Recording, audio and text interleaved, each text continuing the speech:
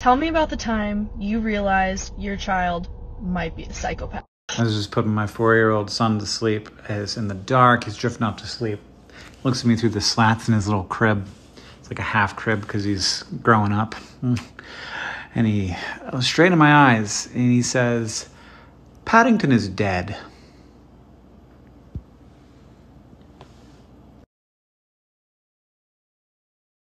Videos like this so much, and I have not yet commented on them because it's forbidden knowledge, so the basic idea here is like, one, what is money and how is money? Two, if we need more money to do like really important things like give people healthcare, combat climate change, why don't we just make more of it? And you would think maybe that there would be some kind of like Hank Green type answer to that question. Like, I can answer this for you. And I'm not an economist, so like, one, I'm not really qualified to, but second, there really isn't. Economists right now are actively arguing over sort of the orthodox version of economics versus modern monetary theory, and MMT is a thing that is just what Gen Z on TikTok is saying.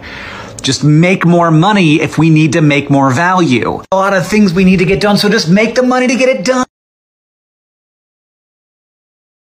Tell you whether or not a pelican ate a chihuahua. I've never heard of it happening, and I feel like maybe I would have heard it. I don't know if your friend's dad is a liar. I can tell you that many friends' dads are liars.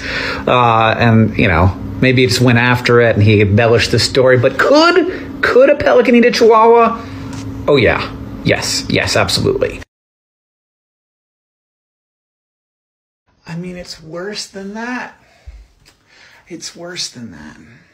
So your mouth is constantly shedding epithelial cells, right? And you then swallow those cells. And then your body actually takes the nutrients in those cells and turns it into more body and energy for you to move around and stuff.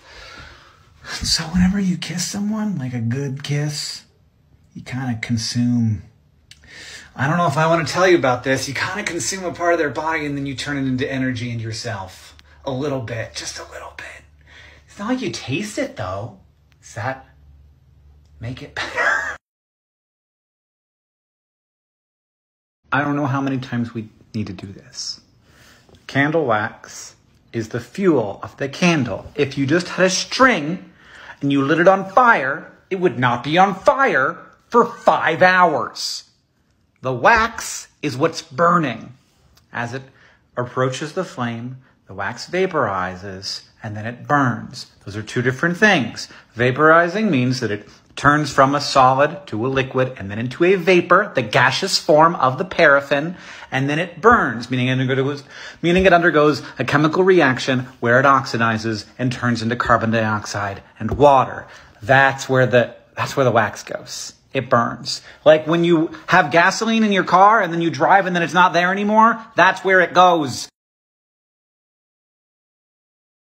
If your tooth falls out, you can just stick it back in and it will fix itself. Is this true? It's kind of true. So if your tooth falls out because of tooth decay, you cannot put it back in. Like, your tooth has a problem. But if your tooth falls out because it got knocked out, like you got hit with a hockey puck and the root is still intact, you can save the tooth. This is living tissue. Your teeth are alive and you can save them. So just don't touch the root part. Only touch the part that you can normally touch. And then attempt to shove it back in place. Now, do not think, I'm done now, I did it, good. You have to go to a dentist still. If you can't get it in your mouth, put it in some milk. This is all after you wash off any dirt, by the way. Put it in some milk because that will be better for the tooth than water. It's just got better pH, better salt content. And so leave it in there and then go to the dentist as soon as possible. But best case scenario, shove it back into your mouth and then go to the dentist and they will make sure that you shoved it in correctly or shove it in again.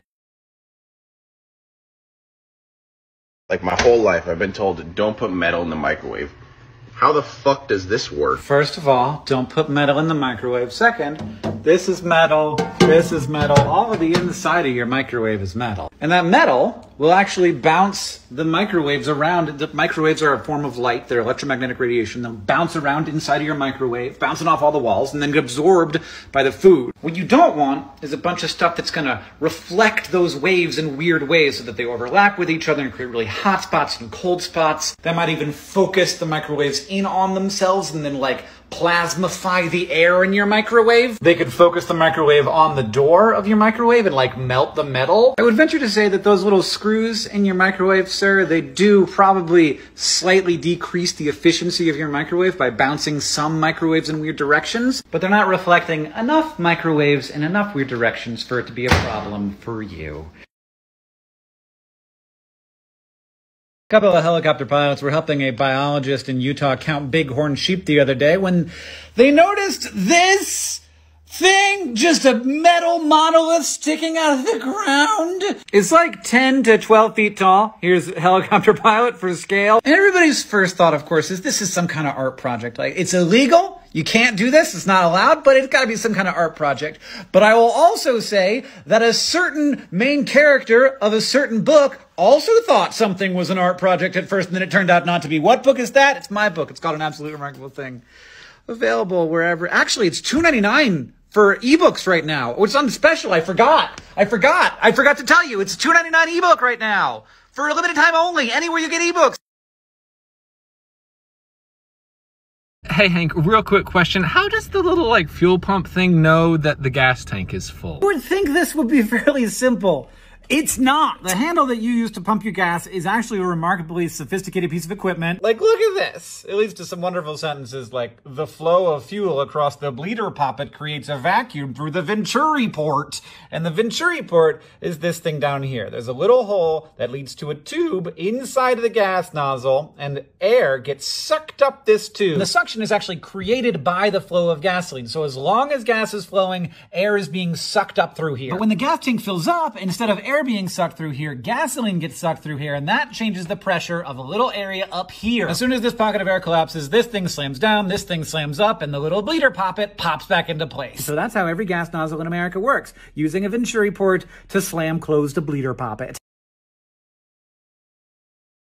This is thought of another way that we know that water molecules are this shape. So you've got your bent shape here, and this side is slightly positively charged. This side has the electron orbitals full of electrons sticking out, so it's slightly negatively charged, which means that they can actually bond to each other a little bit. So these weak bonds called hydrogen bonds, and this is why meniscus forms on the top of a glass of water. So you can fill a glass of water all the way to the top, and then it will form this little slightly curved bubble on top, because these things, like the water, is holding on to itself, preventing itself from going over the edge.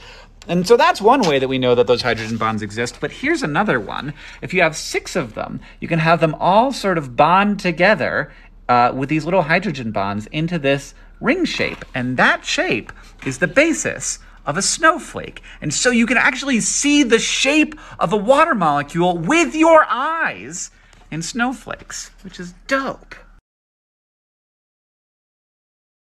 Don't get mad at me. There's no way this is real. Fiction. It's fake. Well, it's a little bit of a lie, and that's not actually what it looks like. It's more like this, where the electron orbitals are overlapping with each other. And one of the things you'll notice is that when you've got this tetrahedral conformation, which we only started to figure out when we got into like quantum mechanics and orbital theory and, you know, like 100 years ago, but still relatively recently, is that no matter where you put the hydrogens, they are on the same side as each other, because they cannot be, like, there isn't a way to make them go like this. Because the orbital structure isn't set up that way. And that required us to understand orbital structure. But there's also things like X-ray crystallography. There's actual, pictures that we can take now of and to confirm that this is this shape. But back then we couldn't. Also, just the fact that it's polar, the fact that you've got one side with a positive charge and one side with a negative charge, indicates that it's a bent molecule. There's so many different ways we know this that I couldn't figure out how to talk about it. I've been thinking about this for a